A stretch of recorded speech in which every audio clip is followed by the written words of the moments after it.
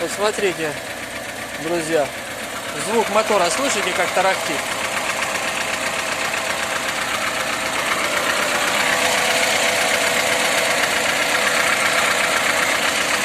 Думаете, кто знает, что это? Угадайте, в комментариях напишите. Слышно? Не поверите.